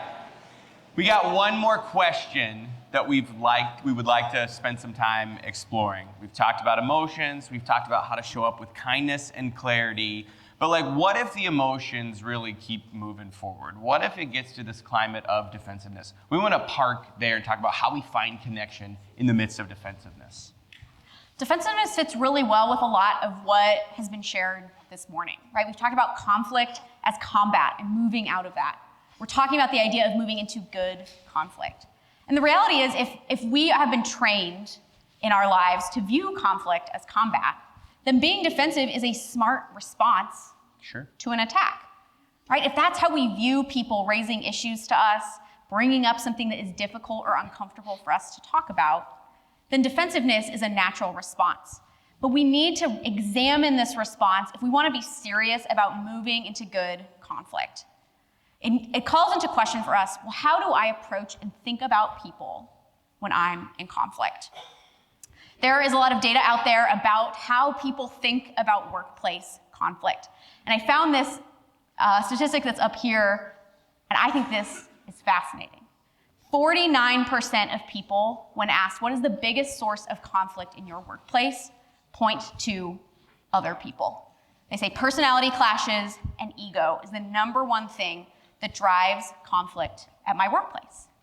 And the question that we have to ask ourselves is that true? Because this is a significant insight into how we view not just conflict, but how we view people. And what we want to put to you today is that if we are going to be a people who are serious about good conflict, we have to take on this mindset, because good conflict does not view people as problems. Good conflict means that we solve problems, not people. And at least 50% of you are looking at this and going, I don't know. I know some people who can be a real problem. Stay with me here. No matter how your brain works, no matter your sort of internal emotional objections to this, walk with me through why we have to move from the way that we want to think about people as problems, and that we need to embrace that we solve problems, not people. The first is a practical one. Viewing people as problems is not an effective way to get at what you want. When you view someone else as a problem, the #1 thing that you're thinking about is all the ways you would like to change them. All the things that annoy you about them, all the things you're like, if only you just weren't like that. And if that's what you're after, you're not gonna get it. Approaching people like this, right? Coming at someone and trying to navigate a conflict with them or even just work with them in this mindset does not create the conditions that allow people to change. It creates the conditions in which you are inviting someone to fight and defend. When we think about solving problems, not people, and we think, I don't know about that, we're always thinking about other people. But what about you? We all can be a problem, right? What does it feel like when you know that that's how someone is viewing you? It feels bad. If you're like me and you're a competitor, say, you want a problem? I'll give you a problem. Bet. Some of you, right, might be a shutdown response. You're like, I can't do it, I can't engage. Neither of those is helpful, the fight or flight response. So we solve problems, not people, because viewing people as problems is ineffective. The second part of this is that it's disempowering, both to us and to the other person. It's disempowering to us because if we think of someone else as the problem, well, there's nothing we can do, right? It's not on us. And it robs us of the real power and ability that we have to do things like offer feedback, to raise and address issues, to see changes in our relationship with someone. It also disempowers the other person because if we come at people with this mindset that people are problems, it pulls someone's attention away from the things that actually are impacting us and that actually can and do change all the time. Our behaviors, our attitudes, our actions. right? When we get into good conflict, we're getting specific with people, specific things that are in our power to change. So it's ineffective, it's disempowering, and it's ultimately dehumanizing. If a person is a problem, it justifies treating them poorly. And this may feel intense for a workplace conflict, right? You're like, okay, we're really gonna go dehumanization. But think about like these examples of these words up here. This mindset infuses itself into how we casually talk about conflict, right? She's a nightmare to work with. It's a zoo over there in that department. He's a complete mess. And I think we have to take this seriously because these are little windows into how we're viewing each other. We're also living 1 week removed from a shooting at a workplace in which the reports coming in say the inciting incident of that was a workplace disagreement. Viewing people as problems is an on-ramp into the worst kind of conflict. We have to be serious about moving out of this mentality and be serious about solving problems, not people. And it's counterproductive, right? No matter which one of those things grabs you more, I think one of the great ironies of conflict is that the thing that really gets at what we're looking for in conflict, change, transformation, and growth, is not coming in with this mindset of trying to change people. It's coming in with the mindset of looking for connection. Connection is so important. It feels really good as we start to near the end of today to really bring it to a place that you wouldn't suspect to find in a conversation on conflict. Because in times of conflict, it seems like connection is pretty fleeting, it's pretty far away. But the connection piece here is so, so important. The problem is it's really hard to find, or at least we think so. There's actually some really insightful research, and again, I want to pull from the work and examples of Charles Duhigg here to show that it's actually fundamentally human, and it's actually pretty simple. Can I take you to a research study in true faculty form here? I want to take you to a place, and that place is the movies. And so there's a group of social scientists that have done a really cool study where they brought people together in a setting much like this. But instead of watching two people deliver a talk on conflict, they played a clip from a movie that was intentionally nonsensical. Think like a foreign language film, but the middle 17 minutes, no subtitles, no background, no information. Nobody knew what was going on. And they hooked those people up to brain scanning software, and they looked at what was happening as they watched, and everybody's brain was kind of like doing a different thing, right? Some people were amused, some were bored, some were entertained. Then the researchers put those folks in small groups, sent them on their merry way, and had them discuss with the task of figuring out what was going on in that movie. And they had to put their heads together. They then brought them back, put them back in their seats, played the same clip again, and watched what happened. And what they found is that their brain patterns started to align. They started to move in similar directionality. However, some groups were much more synced up than other groups. And the group of researchers thought this might be because each of those groups had a really bossy group member who was like, listen, in the movie, when he came in and she was like, what was really going on is this subtext, and everybody was there, and then they did this, and that's why, and everybody else was like, and so they got on the same page. But when they went back and watched the transcripts from those recordings, that's not what happened at all. They found that there was something different about those groups, something that gets to 2 points that we've outlined earlier today: figuring out the right type of conversation and getting curious. What actually drove those groups' success is they had more what the researchers called high centrality members. Those were people that were able to lean into the dynamics, to lean into the conversation to figure out what was going on. They matched the emotional undercurrents. So when other people got frustrated that they couldn't figure out what was going on, they matched that with their vibe, with their energy. When other people got lighthearted and joked, they matched that too. By navigating the emotional current well, they were able to foster connection, and they also had one more defining trait. They tended to ask 10 to 20 times more questions than people in comparative groups. And by asking those questions, they were able to foster greater relational connection. They were able to get the group together on a similar task function. And interestingly, those people actually tended to have larger social networks, larger spaces of influence. What if the key to all of this, conflict, connection, was simply humbling yourself, quieting and finding the emotional currents, matching those appropriately, and asking the right types of questions. This is actually the life work of Professor Nicholas Epley. He's a professor at the University of Chicago. He makes it his life goal every single day on his train ride into the city to strike up a conversation with a new stranger, ask them questions, and by 2 or 3 questions in, get to their hopes, their dreams, their experiences, their values, the things that go deeper. Because as humans, we've gotten really good at asking questions, but the problem is most of them they're pretty bad. They're pretty surface level questions. They're questions that deal with facts or observations. Who said that? Well, what time was the meeting supposed to start? Those are important details, but they don't get to the deeper layers, which is where conflict goes. They don't get to the why. How did that make you feel? What would a fair resolution look like? What's at stake for you? When you get below the waterline, when you go a little deeper than surface level, you demonstrate to that person, I'm creating and curating a space for you. I want your data points.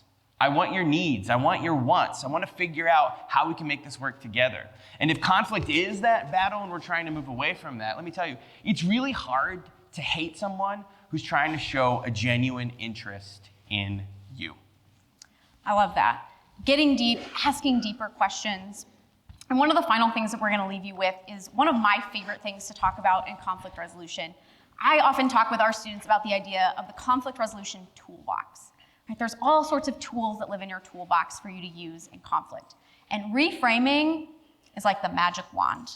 This is one of the most powerful tools that help you get at connection, that help you fight for that posture of learning, and all of the things that are going to drive a conversation toward good conflict. And reframing is the practice of telling the new and the true story. Right? We talked about the third story before, that expansive and full picture of what's going on. Reframing is the language of that. It's moving us out of our normal way of speaking in conflict, which again, we don't have to judge that, it's just how it happens. Moving out of that charged, one-sided, and extreme language that we're using to describe ourselves, to describe other people, to describe what's happened to us, and moving into language that is more constructive, open, and mutually acceptable. This is really powerful to do for ourselves, right? To kind of reframe internally around our conflict story, around how we're understanding and speaking about our problems. It's also a really powerful tool to do when you're listening deeply to someone, when you're listening to understand, to reflect back to someone, whether it's their emotions, whether it's their experience, to reframe. Reframing always captures the essence of someone's experience. The test that I use for myself is always, how would I phrase this in a way that would resonate with both people? Right? What's the language that I can use that's going to capture all of the experiences here? And so there's a couple of really key reframes that we want to do to get ourselves out of this people are problems mindset. And the first is moving into people contribute to problems. People are not problems, but people contribute to problems. If people can contribute to problems, they can also be involved to contribute to solutions. Thinking about problems as co-created, right, encourages accountability on all sides. We live in a culture that does not encourage or incentivize us at all to own when we have done something wrong, right? Because we know that the response that's coming to us is one that wants to punish us or shame us. Viewing issues, viewing conflicts through the lens of contribution helps say, how have we contributed, right? Who has contributed and how, right? You're getting specific about actions and you're encouraging people to own how they have contributed. We also want to move out of this mindset of conflict is me versus you. The conflict is us versus the problem. Love that. How can we frame the problem? How can we use reframing to frame the problem in a way that resonates with both of us? What is a topic? What is an issue that matters to both of us, that we both contribute to? So it's not me versus you, it's us versus the problem. And one of the most helpful ones, I think, getting a little bit more specific into difficult person or personality, if that is language that you use in sort of an ongoing conflict or someone at work, moving into reframing that as difficult behavior and a difficult relationship. Again, behavior is going to be specific, and relationship is one of the most helpful reframes you can do in interpersonal conflict because a relationship is co-created. We both contribute to what's true about our relationship. And so I am of the mindset, from my lived experiences and from working as a mediator, you can reframe pretty much anything. And again, reframing is not glossing over, it's not making it seem nice or like sanitary, but it's deeply capturing the lived experience of people to broaden into the third story. And I'll tell you the story that convinced me that you can reframe anything. So it's probably 5 years ago now, and I was on a date. And an important thing that you're gonna wanna remember in about 1 minute into this story is that this date is on FaceTime. This date is on FaceTime. I was dating at a distance. I was living in Chicago at the time, and I was dating someone who lived in North Carolina. And as it does on a second date, the topic of hunting came up. And as you probably guessed by looking at me, I'm not a big hunter. But this guy was. He loved hunting. And so he's talking all about his love of hunting. And I think that I'm doing a really good job of being a good, non-judgmental listener. I'm listening, I'm affirming how interesting this is. And so we get to a pause in the conversation, and I do think I did this genuinely. I said, it's been really interesting to learn how much you love hunting. I said, I have to share with you that this world is so foreign to me. I was living in Chicago. I'm a Californian. I grew up in Berkeley, California. I have been in the presence of anti-gun rallies more than I've been in the presence of an actual gun. And that's what I said to him. I said, I have to tell you, I don't think I've ever physically been in the presence of a gun. And if I were to be in the physical presence of a gun, I would be so uncomfortable. What do you think that he did next? He pulled out a gun. He got underneath his childhood desk and he pulled out a gun and he said, look, it's not that bad. And I hung up the phone. Oh my gosh. So I go downstairs to my roommates and they were like, how was the date? I was like, oh my gosh. So I'm unloading on them, right? I'm like, you will not believe what just happened to me. And so I'm telling the story to them. And the line in the story that I keep coming back to is, how dumb do you have to be to do something like this, right? I've just told you how uncomfortable I am with guns.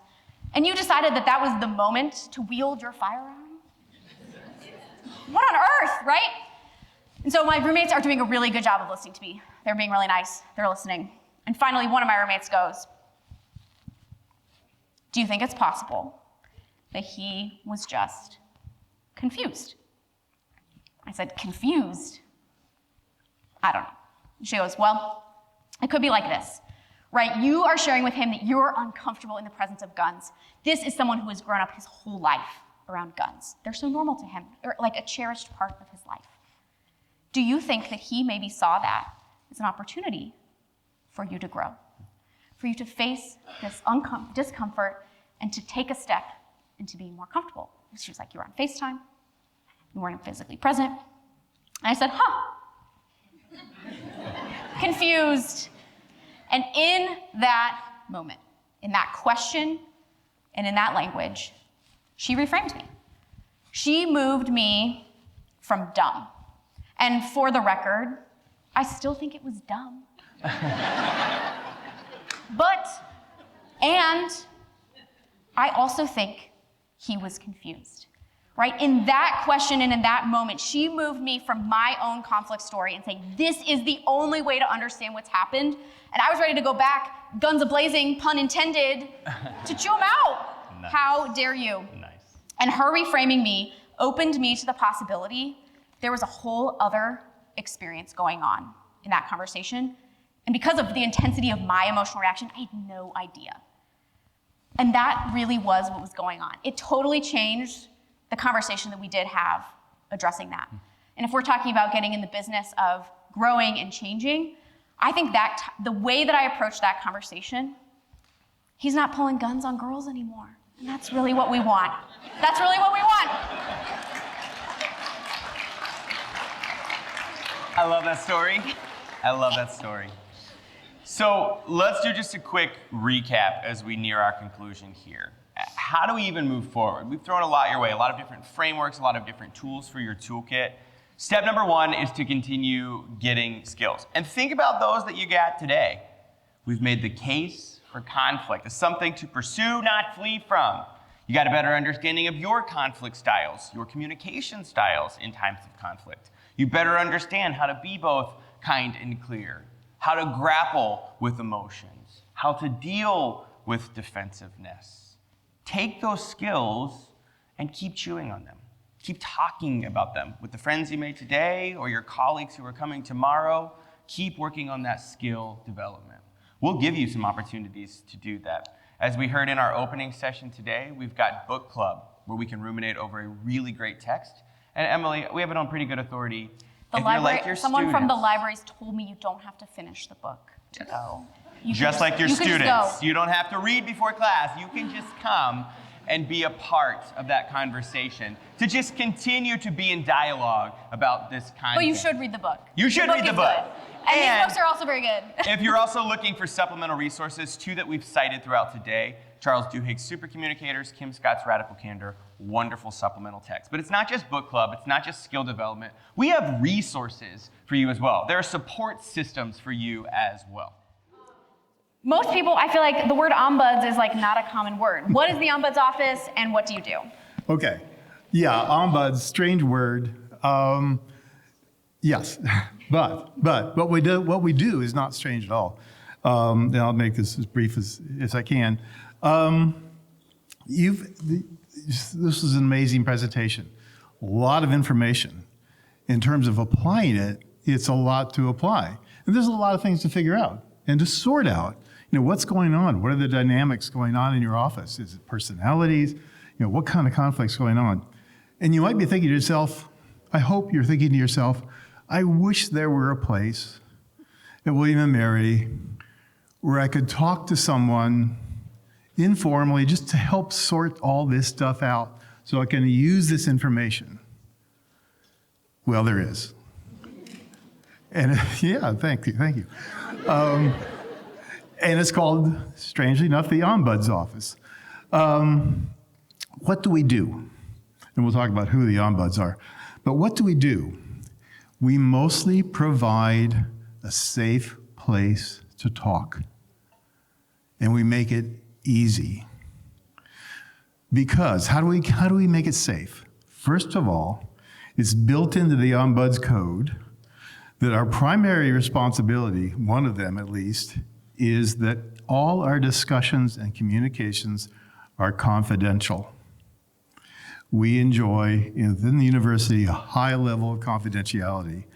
And all three ombuds actually are in vocations, or coming from vocations where confidentiality is a part of our responsibility. I'm a licensed mental health counselor. That is a part of what I do. I actually taught ethics here. We all know about the importance of it and how much it means in terms of you're feeling safe to talk about whatever. And one of the ways that's done at the university is that we are independent. This is what I find so fascinating about the ombuds.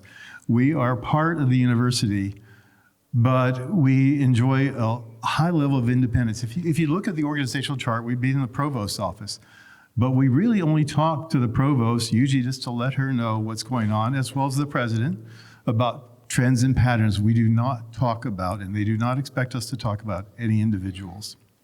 So this is definitely a safe place. The other important thing about ombuds is it's informal. There are no forms to fill out. All you have to do is get in touch with us. You'll get a friendly response to say, yeah, let's set up a time to talk. And that's all it takes. That's all it takes. It's the simplest thing within an organization that you can imagine. A call, an email, that's all it takes. And then we'll set up a time to meet by Zoom, by telephone, in person, and we will have a chance to talk. So this is what an ombuds does, and we will help you sort out what you want to do about issues you're facing in the workplace. They may be issues that have been there a long time. They may be something that's just come up. But if you have thought, gee, I'd love to have someone to talk to sort this out with, and just have a chance to chat and have a chance the person really hear what I'm saying, that's what we do. And it's a great service. And I am proud to be an ombuds because we do help people within the workplace. Yeah, it's So important. So helpful.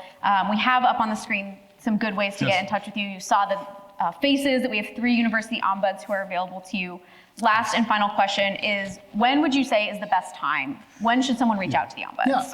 Yeah, I think the answer really is anytime that you would say, I would like to have a conversation to help sort this out.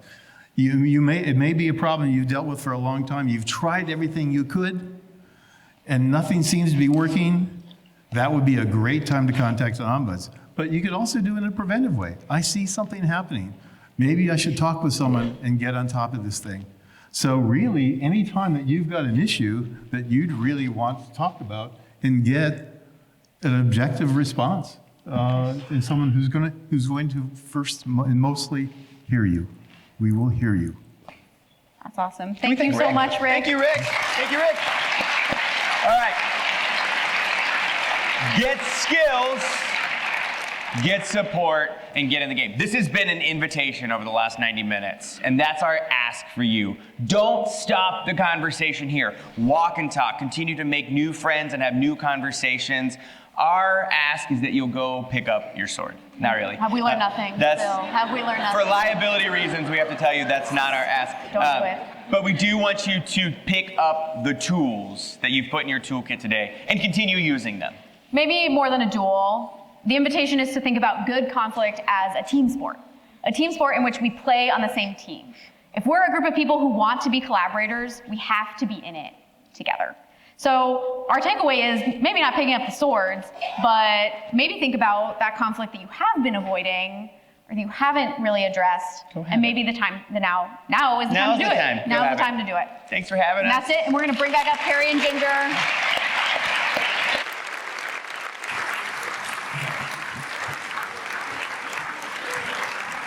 Wow. That was fantastic. And I just want to say thank you to Phil and Emily one more time. Let's give them a hand. That was incredible. We had more than 1,300 people signed up to see this presentation over the last 2 days. And some people still didn't get to come. So it will be recorded, it will be on the website, you will get more information about how to access it if somebody in your team didn't get a chance to see it. I want to say thank you to a few people. Thank you, President Rowe, for making time for us to learn together. It's been so much fun the last 2 years to do this, so I want to thank you. I also want to thank the committee and the speakers for their work and willingness to be up here today. You are all fantastic. And thank you to all of you for being an excellent audience. Thank you.